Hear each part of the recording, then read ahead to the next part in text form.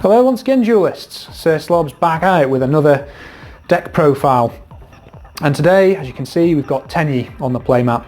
So, Tenyi released in Rising Rampage to a collective meh, like much of the rest of the Rising Rampage set. However, the ease of summoning the main deck monsters has meant that those monsters have crept into other decks as kind of tech choices and kind of like extenders. However, recently they've had limited success in some of the online scene, notably MBT's Quarantine tournament. And with another search spell on the horizon, the potential is only increased for the deck. So let's check out a build and see if these dragon spirits can produce corporeal victories.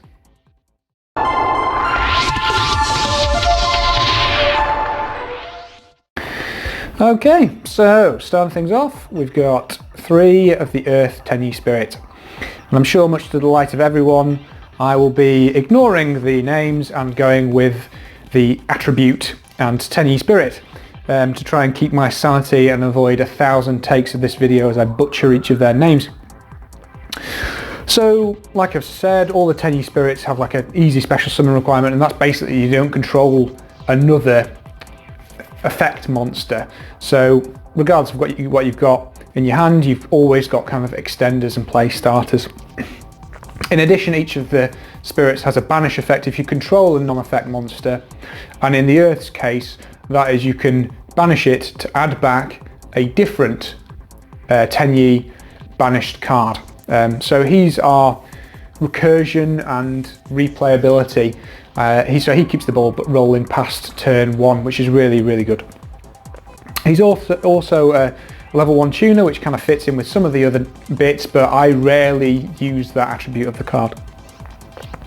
Then we've got 3 of the water one, so being level 4 is quite useful.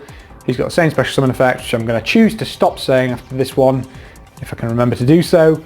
But his banish effect is if a non-effect monster is destroyed, you can special summon that banished effect monster back to the field and destroy a card, which comes up rarely, I would say, but again, it's that kind of making your opponent work around the cards that you've got. From there, we're running 3 of the wind. So the wind has got a banish effect where it can make the attack of an opponent's monster lose 1500 until the end of the turn. It's kind of that's more of a surprise when you've got it in hand, because you can activate the cards from hand, so you can banish them from hand or graveyard when you control a non-effect monster.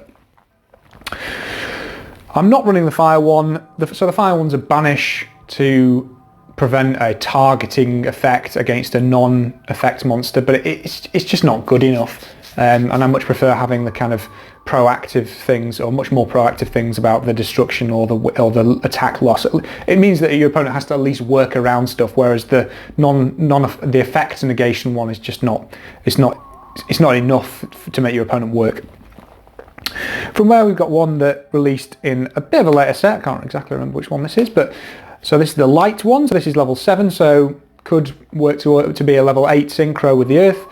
And what this can do is it can banish to special summon a Tenyi monster from the deck, which is really good because it's basically a two cards in one card. So you can summon it, go to your non-effect monster, and then you can banish it to special summon another Tenyi from the deck.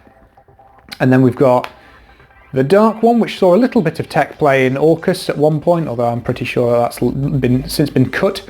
So what this can do is it can banish to compulse a card, which is very useful.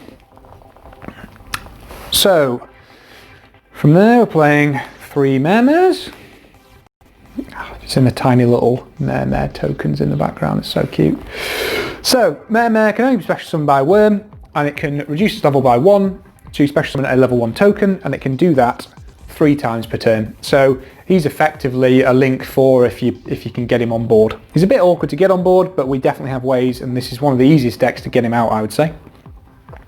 From there, I'm running 5 whatever you want hand traps, but I'm running currently 3 Ash Blossoms and 2 DD Crow. And again, I think that the engine's quite tight, so you can fit whatever you want in. I feel like this is a reasonable mix of hand trap, and I was getting bored of just putting Effect Veiler in.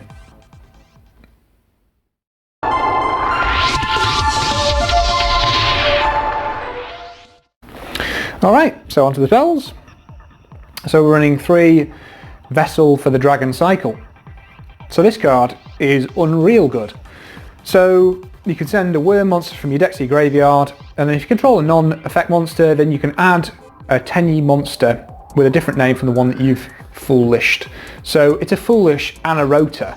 If this was in a competitive archetype, it would be absolutely unreal good. I mean, it's still very, very good, and it effectively equates to our kind of extra copies of Mare and also extension. So it's just great.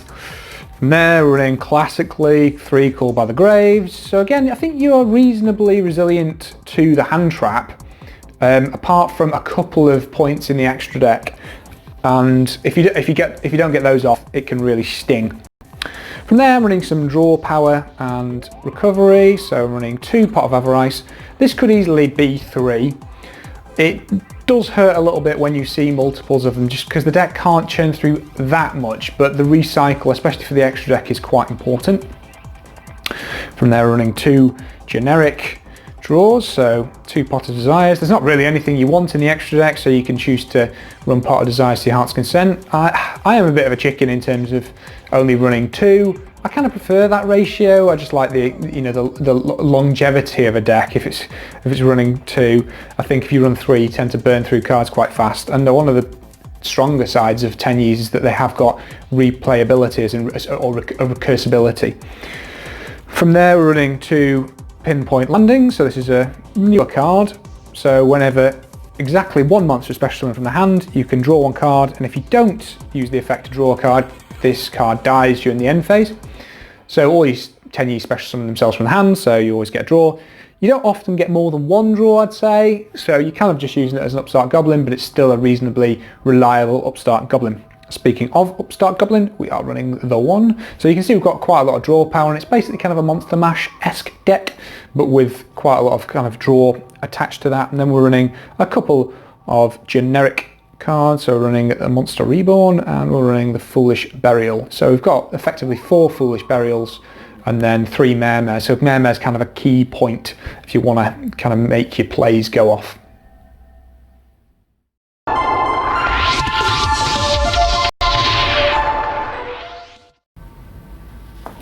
Alright, and then I'm running 2 traps, try and make this quick.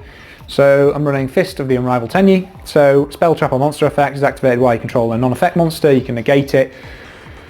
If it's destroyed by your opponent's card effect, you can special summon 1 non-effect monster from your extra deck, which absolutely never comes up.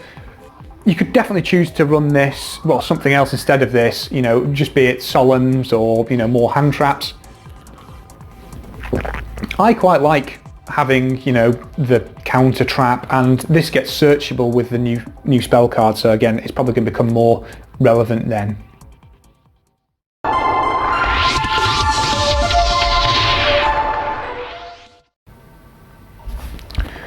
Alright, finally onto the extra deck. So we're running 3 Monk of the 10-y. So he's potentially the most important card in your extra deck, even though he's got no effect. So basically, you summon any of your 10-ys, and then you link into this guy and you can summon more 10-ys. He also fulfills the criteria of a non-effect monster, so you can use all their secondary effects. From there, I'm running 3 Shaman of the 10-y, and I think that 3 is probably a lot, but it's so repeatable. You know, with the light and the earth, you can just carry on recycling through your cards. And the number of times where I was playing 2, and then it came to searching my extra deck to get the 3rd one out, and I was like, oh, I don't have it. So I bumped it up.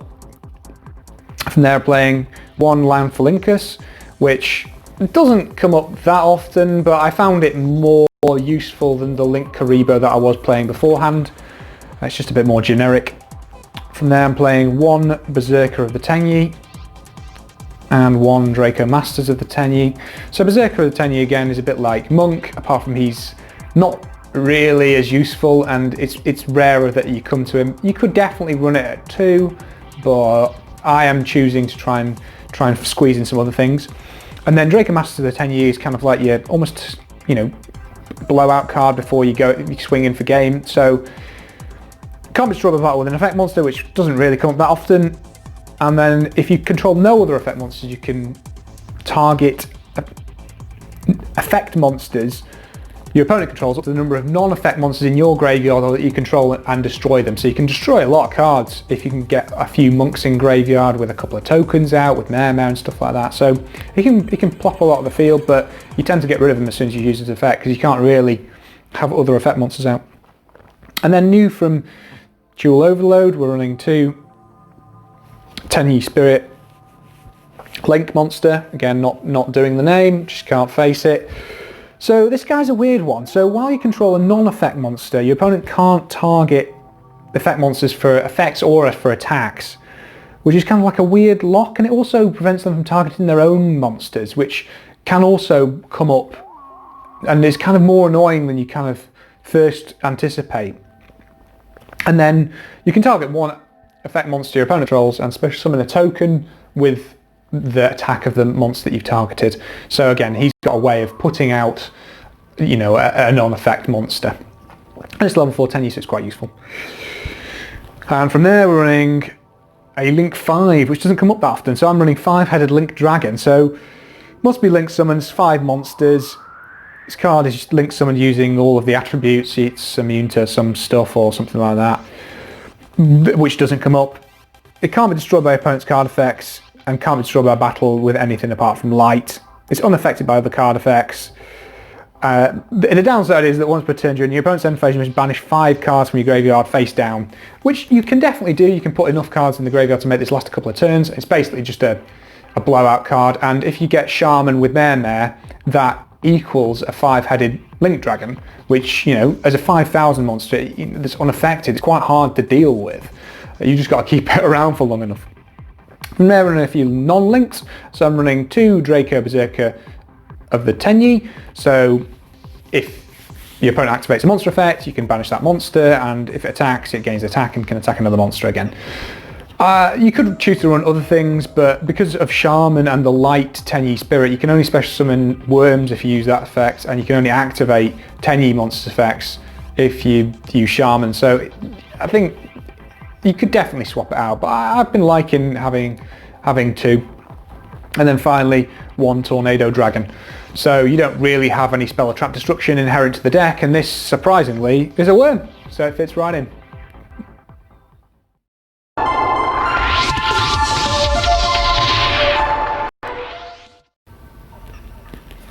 Okay, so wrapping up. Do these spirits have a ghost of a chance? Well, yes. I mean, they won't be cleaning any YCS tops, in my humble opinion. The attack and target lock can be annoying, but it's just not powerful enough to really lock your opponent out. Against, you know, multi-disruption boards, they are going to struggle. They've got ways of pushing through, but it requires a decent hand setup, and they're kind of a fair archetype, so they don't generate that much hand advantage or anything like that.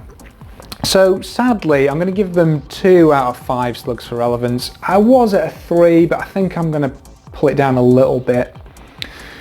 They are fun though, albeit a little dependent on seeing Mare, but spamming loads of tokens and, you know, getting off your special summoning plays and stuff like that, and just using non-effect monsters is definitely very fun. So I'm going to give a 4 out of 5 for that.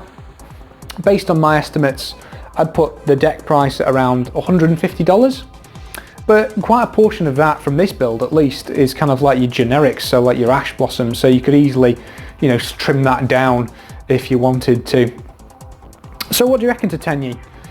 Do they have the untapped potential that some people are saying? And you know, as I say, thanks for watching, and be sure to check out some of the other profiles that are on the channel.